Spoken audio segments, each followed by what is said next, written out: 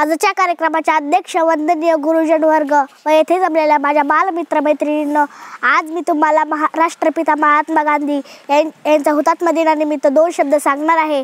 ते तुम्ही शांत चित्ताने ऐकून घ्यावे हीच माझी नम्र विनंती।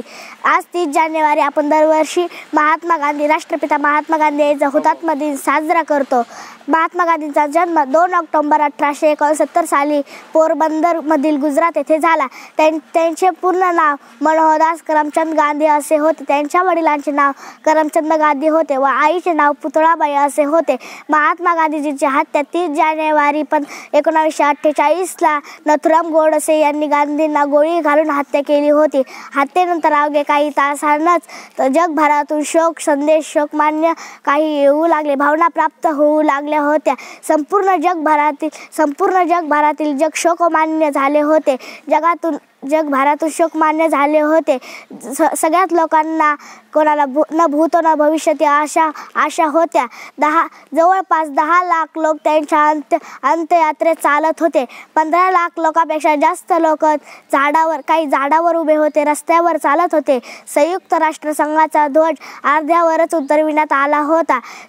स्थलसेना वायुसेना नौसेनाचे 200 सैनिकांचा दर खंड हे सुरू होते। अंतिम यात्रामध्ये हजारो सैनिक हजारो पोलीस त्यांच्या अंतिम यात्रामध्ये मागे पुढे चालत होते।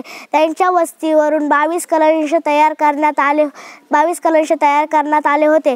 एक कलश बीडला हाऊसमध्ये तर 21 कलश देशातील विविध ठिकाणी ठेवण्यात आलेले होते।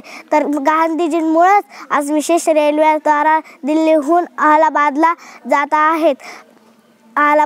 सारबतीचे संत तुम्ही तुमचे नाव आहे बापू। सारबतीचे संत तुम्ही तुमचे नाव आहे बापू। अहिंसेचे शस्त्र उचलतात इंग्रज लावले कापू। अहिंसेचे शस्त्र उचलतात इंग्रज लावले कापू। थोर हुतात्मे होऊन गेले चरित्र त्यांचे पहा जरा। थोर हुतात्मे होऊन गेले चरित्र त्यांचे पहा जरा। आपण त्यांच्या समान व्हावे हाच सापडे बोध खरा। आपण त्यांच्या समान व्हावे हाच सापडे बोध खरा। एवढे बोलून मी 2 शब्द संपवते। जय हिंद, जय भारत।